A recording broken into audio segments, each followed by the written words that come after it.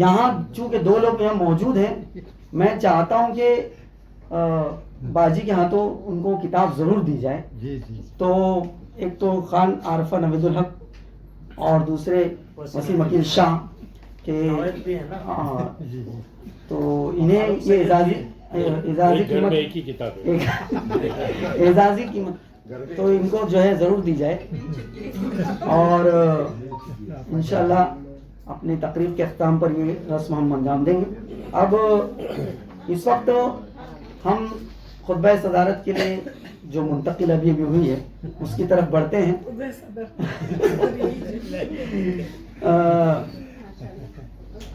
بال بھارتی کے توسط سے سلام رزاق صاحب کے ساتھ سفر کرنے کا موقع ملا اور انہوں نے سفر کے دوران مجھے بتایا کہ خالد میں پہلے شاعری کرتا تھا. 60s اور 65 کے دوران میں نے شاعری سے اپنی شروعات کی اور پھر اس کے بعد میں افسانے کی طرف آیا. آج حسین اتفاق ہے کہ وہ وجہ انہوں نے نہیں بتائی. وہ آج حسین اتفاق یہ ہے کہ رفیہ باجی جو ہے وہ افسانے سے شاعری کی طرف آئی. انہوں نے رفیہ شبنم منچری کے نام سے لکھنا شروع کیا تھا اگر میں غلط نہیں ہوں تو. انہوں نے لکھنا شروع کیا، افسانے نگاری سے شروعات کی اور بعد میں پھر وہ شاعری کی طرف آ گئی اور دونوں نے ہی اپنے اپنے میدان میں کمال کیا. میں اس وقت انہی کے اشعار سے انہیں دعوت سخن دیتا ہوں. بسنتی رت ہے سب پھولوں کو تو محفوظ رکھ، بسنتی رت ہے سب پھولوں کو تو محفوظ رکھ، میرے اللہ کھلی سرسوں کو تو محفوظ رکھ.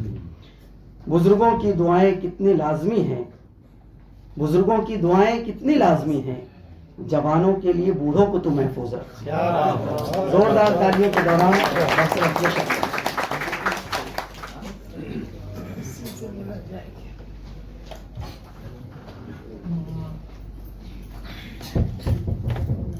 آواز تو پہنچ رہی ہوگی آپ کو. دیکھیے مجھے تو یہاں اتنے سارے چہرے نظر آ رہے ہیں. سب سے پہلے تو کہوں گی کہ ساحل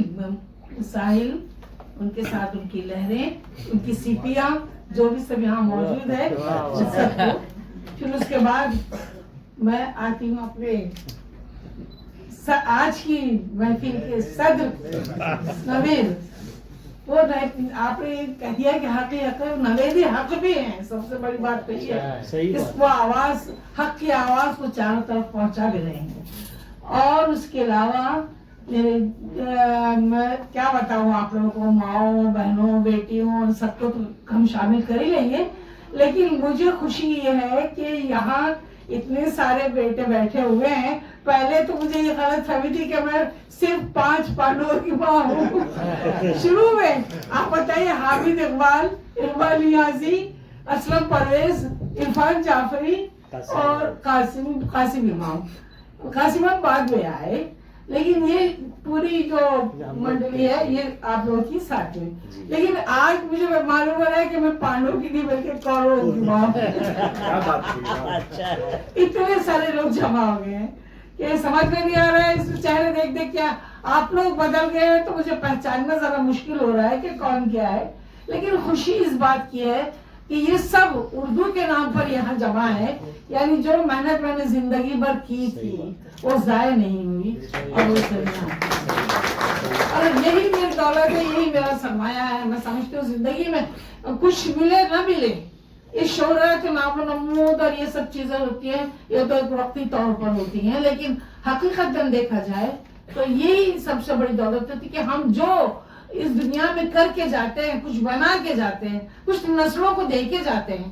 جو ہم نے نسلوں کو دیا وہی ہماری سب سے بڑی دولت تھی، وہی ہمارا سب کام تھا. مجھے خوشی ہے کہ میں نے جو کچھ بھی دیا میری نسل نے، میرے آنے والے بچوں نے اس کو ضائع نہیں ہونے دیا.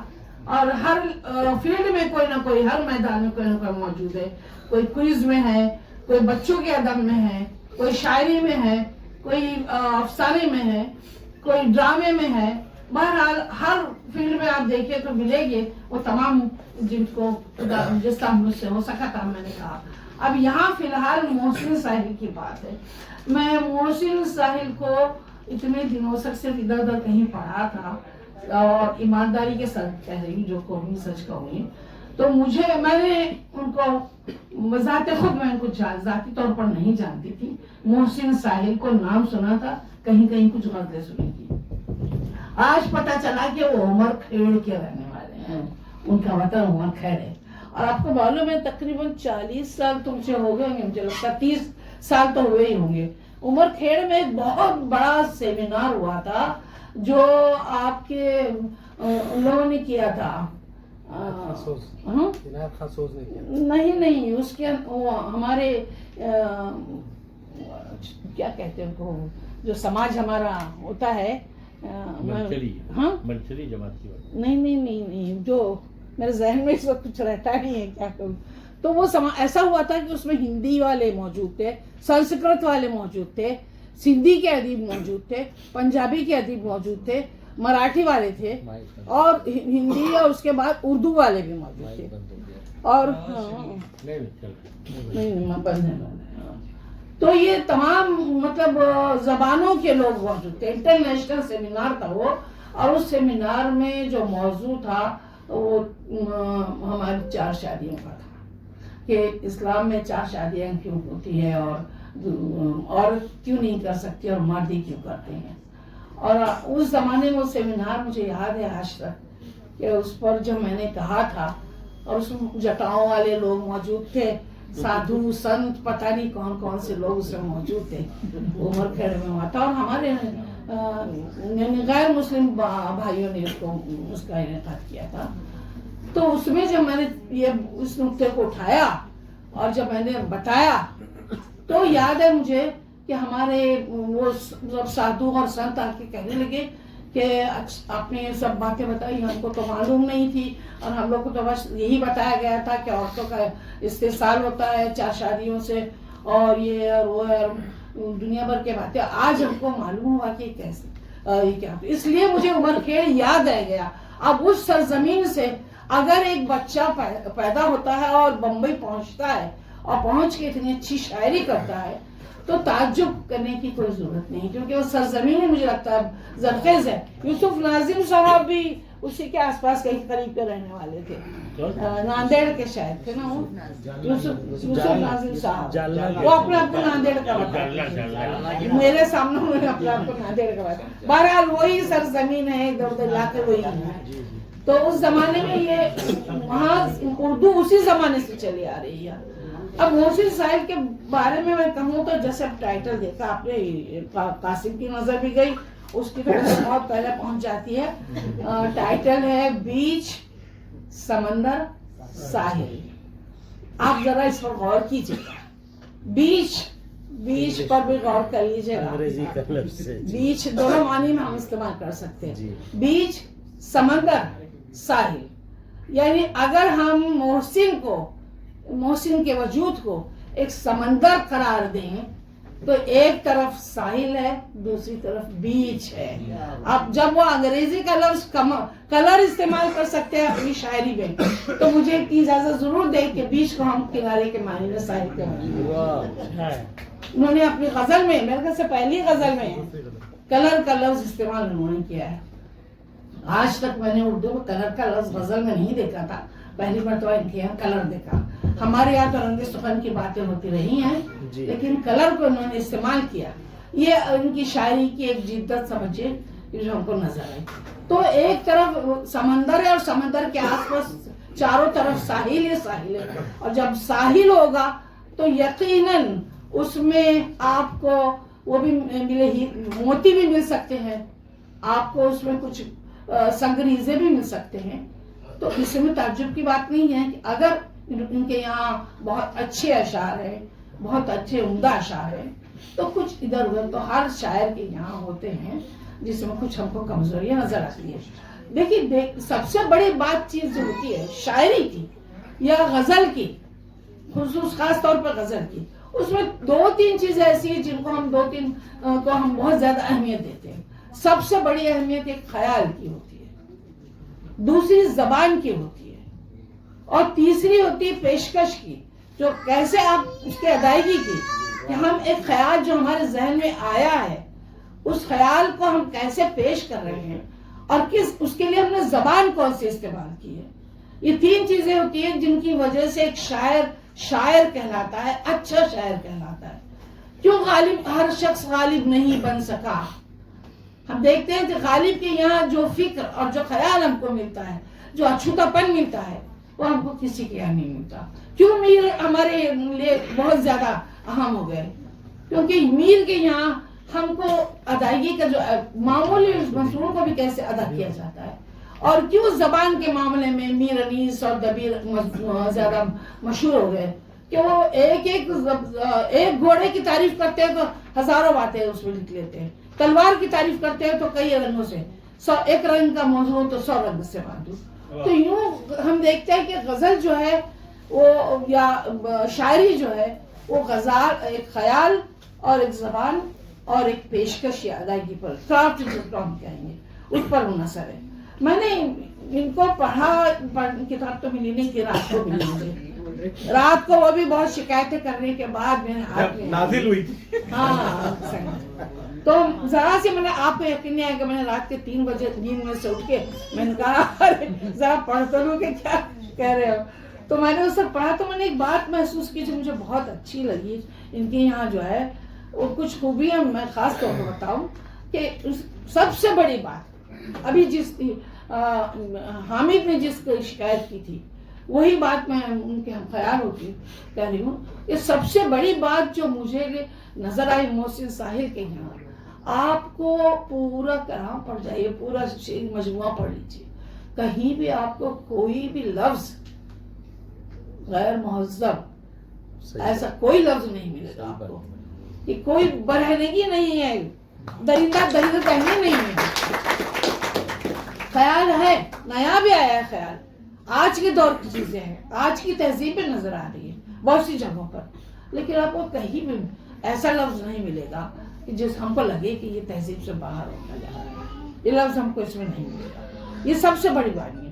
دوسری بات جو میں نے دیکھی کہ وہ ذلت آمیز استعمال جو جسم کا ہمارے آج کی شاعری میں ہو رہا ہے، جس طریقے سے یعنی عورت اتنی سستی ہو رہی ہے اور جسم کے رشتے جو اپنی آبتاب اپنی پاکیزگی اپنی تطہیر کھوتے چلے جا رہے ہیں جو آج کے دور میں، وہ ہم کو مجھے بہت خوشی ہوئی۔ اور یہ کوئی بوڑھا آدمی نہیں لکھ رہا ہے، یہ شعر جو کہہ رہا ہے وہ ایک جوان کہہ رہا ہے، اور اس جوان کی یہاں آپ کو اس قسم کی کوئی گندگی، کوئی بہت پاکیزگی ہے، آلودگی کہیں نہیں آپ کو نظر آئے گی۔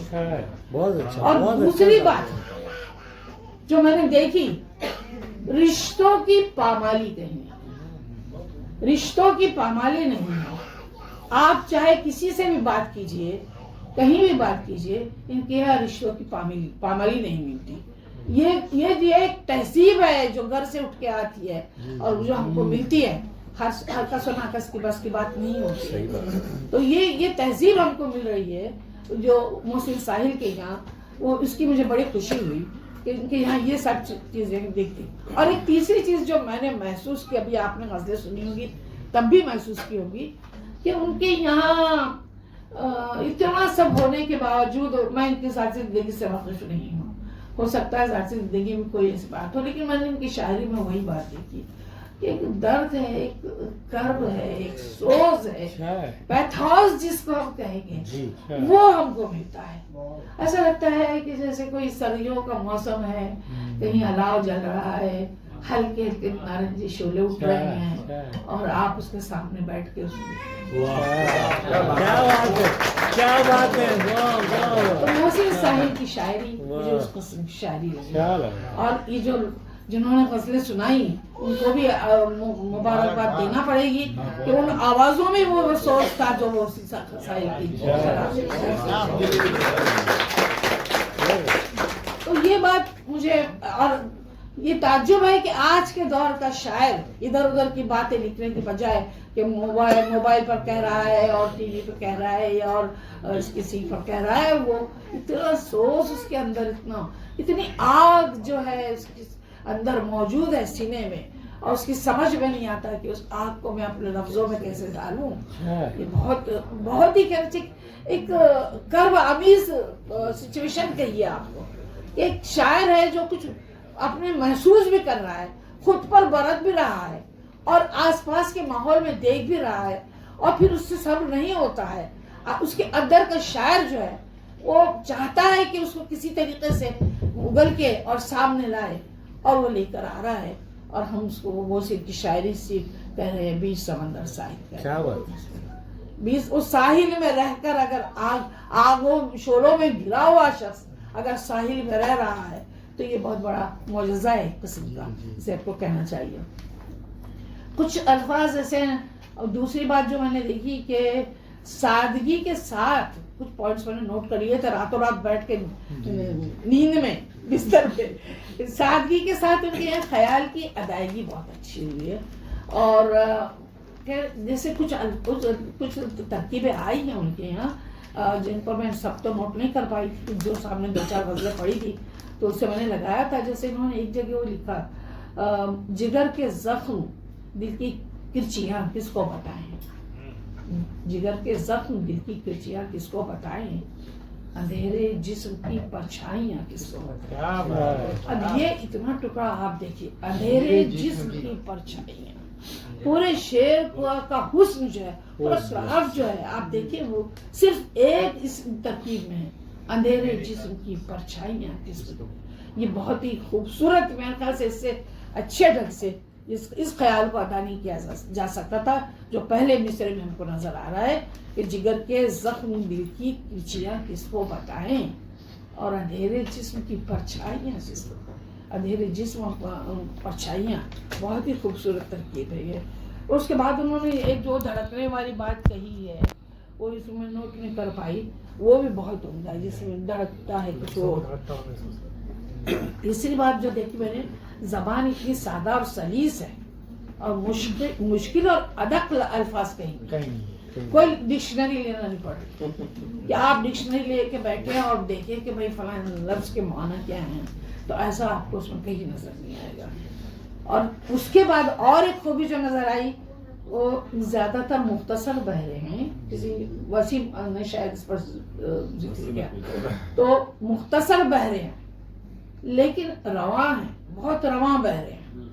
اور اس میں دوسرے لفظوں کے الفاظ ڈال دیے گئے، جیسے کلر، محبت کا کلر گہرا نہیں تھا، ان کی پہلی شعر، پہلا ہی غزل ہے یہ، محبت کا کلر گہرا نہیں تھا. اور ایک جگہ لکھا ہے تو اچھا تھا سمے اچھا نہیں تھا. کیا اچھا تھا؟ جو اچھا تھا سمے اچھا ہاں، نہیں. سمے اچھا نہیں تھا. خیر وہ ہندی کے الفاظ تو بہت آنے لگے ہمارے یہاں، اور کبھی کبھی تو ذرا بھی گزرتے ہیں، کبھی کبھی کچھ خوبصورت الفاظ جو ہندی کے ہیں وہ اچھے بھی لگتے ہیں، پھر اس کے بدلے آپ کو کوئی اس میں اور متبادل لفظ کوئی نظر نہیں آتا. اس کے علاوہ آپ دیکھیے خوبیاں تو بہت ساری، جب میں پڑھ لیتی اگر پوری غزلیں تو کچھ اور سناتی، لیکن جیسا کہ کہا ہے حامد نے بھی اور میں بھی کہہ رہی ہوں کہ ہر شاعر کے یہاں صرف خوبیاں ہی خوبیاں ہوں یہ تو ہوتا نہیں ہے. لوگ تو غالب کو بھی نہیں بخشتے، امیر انیس کو بھی نہیں بخشتے، کسی کو بھی نہیں بخشتے. تو ہم کلیم الدین احمد تو نہیں ہیں، لیکن کچھ باتوں پہ نظر چلی جاتی ہے. اب یہ اعجاز ہندی صاحب بیٹھے ہوئے ہیں جو گہری نظر رکھتے ہیں ان سب چیزوں پر، تو ان کے سامنے مجھے کچھ باتیں کہنی ہیں کہ جیسے ایک مصرع ہے ان کا، مجھے تو کس طرح خود میں سماتا. یہ سماتا یہاں مناسب نہیں ہے، سمانا محاورہ نہیں ہے. مجھے تو کس طرح خود میں سموتا، سمونا. تو یہاں اس طریقے سے، اور ایک جگہ تو خیر اس کو لوگ نظر انداز بھی کر دیتے ہیں، میں بھی کر سکتی ہوں، ہم تو بس نظر عنایت کے لیے مرتے ہیں. نظر اور نظر دونوں میں بہت فرق ہے جی. نظر عنایت کے تو معنی ہی بدل جائیں گے، لیکن کچھ لوگ جو ہے روانی میں لے لیتے ہیں، لیکن میرے خیال سے یہ مناسب نہیں ہے. نظر عنایت جہاں آئے اس کو بدل سکتے تھے ہم کسی اور انداز میں، کوئی مصرع بدل کے ہوتا ہے. اچھا، اور ایک بات جو غزل سے سنائی گئی نبھا کی ہم نے بھی رکھی تھی آپ کے کچھ شرطیں. نبھا نبھا لفظ ہے ہی نہیں, یا وہ ایک تو نباہنا محاورہ ہے, نباہنا ہے تو لفظ نباہ ہوگا, اور اگر نبھانا کرتے ہیں آپ تو پھر اس کا جو ہے نبھاؤ بنے گا, نبھا نہیں بنے گا, اس سے نبھاؤ بنے گا یا تو پھر نباہ بنے گا. کیا بات ہے, کیا بات ہے, کیا یہ حاصل ہے, یہ حاصل ہے صاحب. تو یہ نبھا کی ہم نے بہت, اس مصر کو ہم بدل سکتے تھے, رکھی تھی ہم نے بھی آپ کے نباہ کی شرطیں, ایسے کر کے بدل سکتے تھے. یہ لفظ بیٹا یاد رکھو, یہ تھوڑی سی یہ دو تین چیزیں جو میں نے دیکھی, اور وہ بھی دو تین جو غزلیں مجھے رات میں نیند میں اٹھ کے میں نے دیکھ پڑھی, نہیں دیکھ اگر وقت میں ملتا تو شاید اور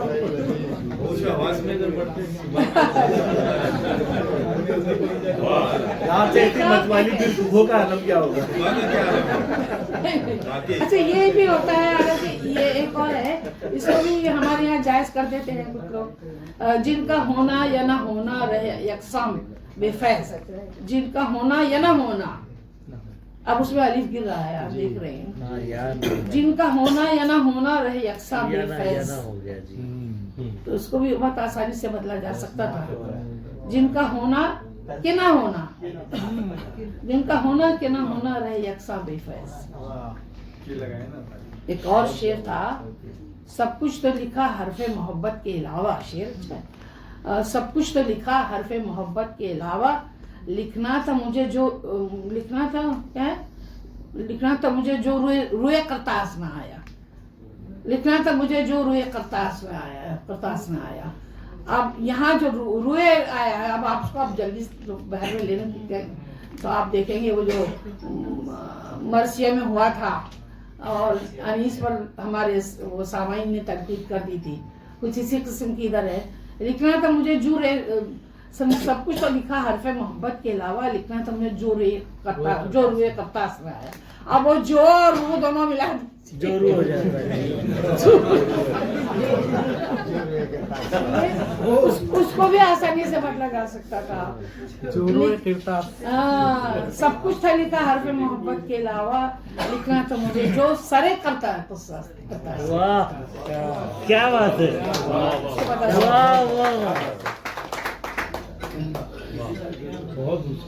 اب یہ بھی ہے, نہ اور نہ کو جو لوگ بدل دیتے ہیں وہ بھی ذرا, اب ہم نے جائز کر دیا ہے ہندی اور وغیرہ سب لکھے کہ ہم اسے نہ کھول پائے عمر بھر, نہ کھول پائے, ہونا چاہیے تھا. تو ہم اسے نہ کھول پائے عمر بھر, وہ نہ نہیں ہے نہ تھا, ہم اسے نہ کھول پائے عمر بھر, تو اب اس کو بھی بدل سکتے تھے, ہم اسے کب کھول پائے عمر بھر, جو کر دیا ہم اسی کو اپنے بدل دیا, وہ پھنسی ہو گیا, ہم اسے کب کھول پائے عمر بھر.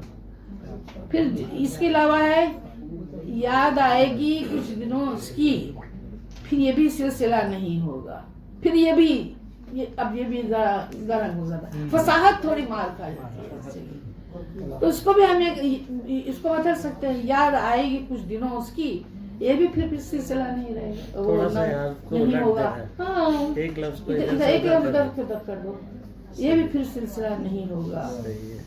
اور ایک اور مصرع تھا, وصال عشق میں میں ذرا آپ سب لوگوں سے مشورہ بھی چاہتی ہوں, جو تھوڑا بہت علم ہے اس کا بھی آپ کے سامنے اظہار کرنا چاہتی ہوں, ہو سکتی کم علمی ہوئے میری.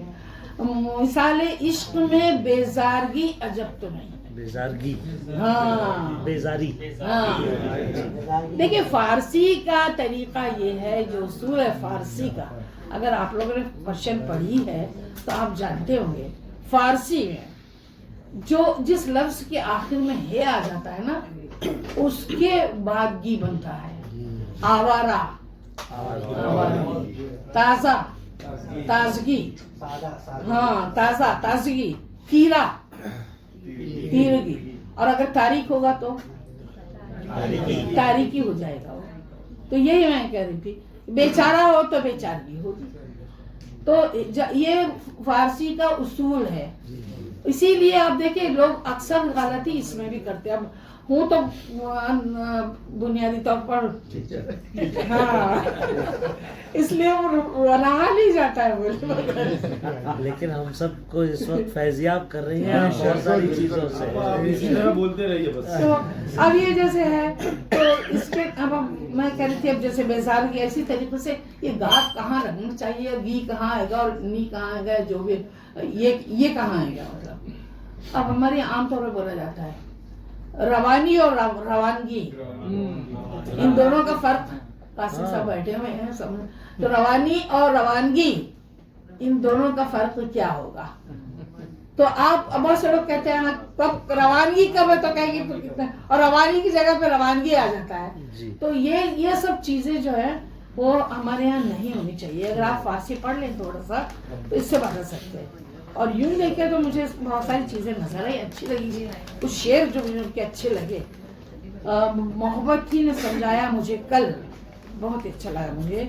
फर्द की तन्हाई जो आजकल हम देख रहे हैं, जो आज हम भीड़ में रह के भी अकेले क्यों महसूस करते हैं।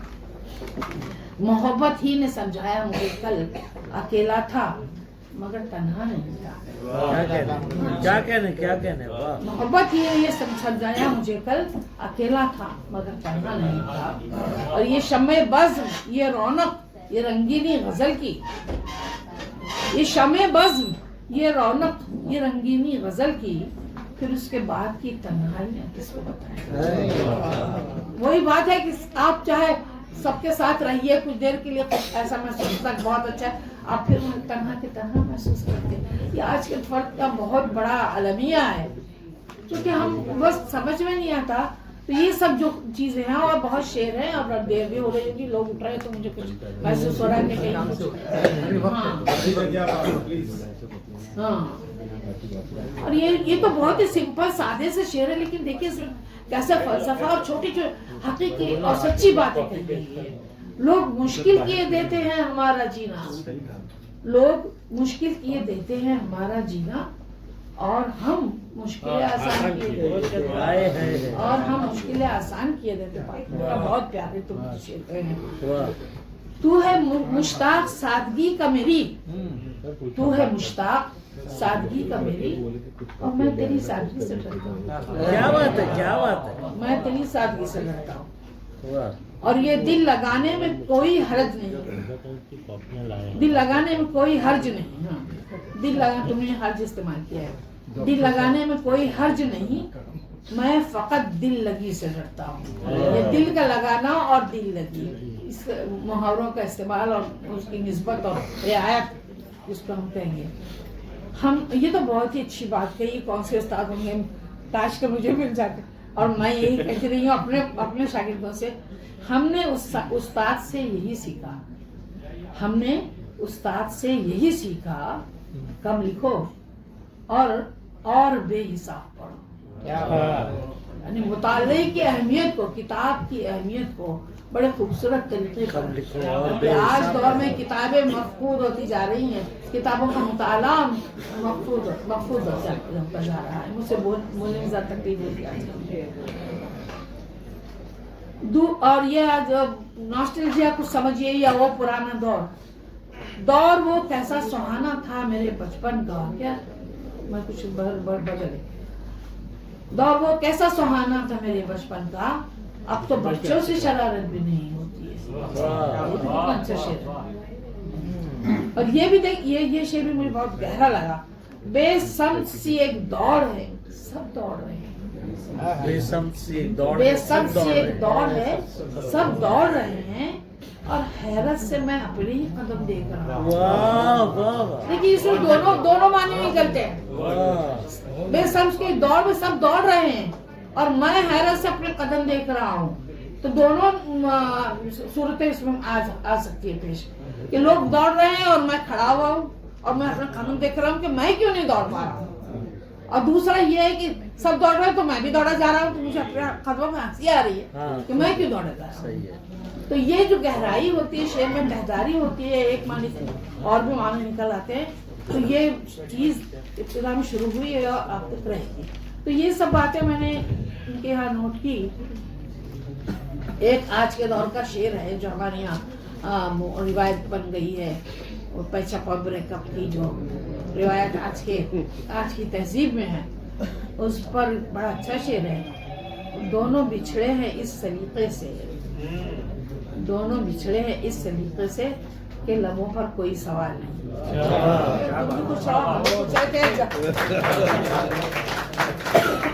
ये आज के जो ये तहजीब चली है उस पर।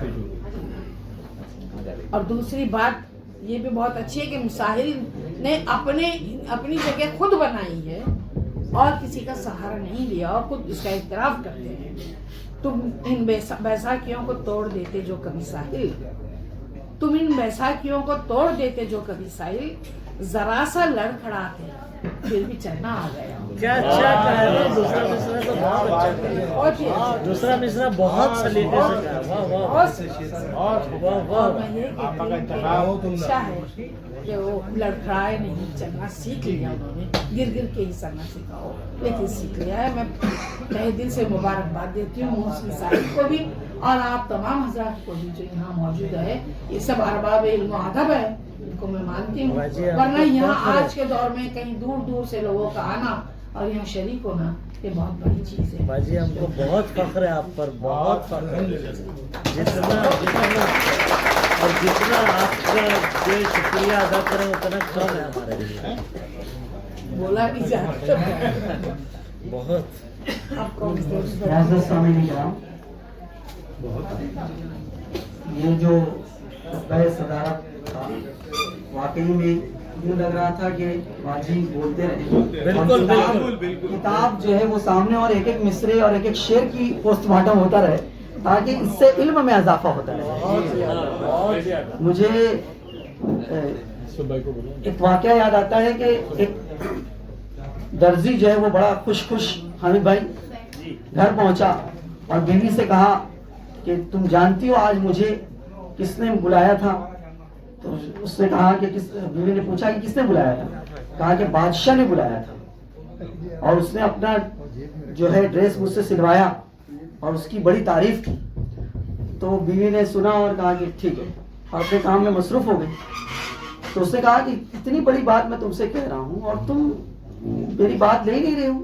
तो उसने कहा, बीवी ने कहा कि अगर तुम किसी दर्जी का ड्रेस सीते और फिर वो तारीफ करता तो तब मैं तारीफ करता। क्या बात है, क्या बात। तो अहले फन की तारीफ होती है, वरना आवाम तो मुशायरों में जो है ऐसे अशार पर भी दाद देती थी जिस पर दाद नहीं देनी चाहिए बल्कि दाग देना चाहिए।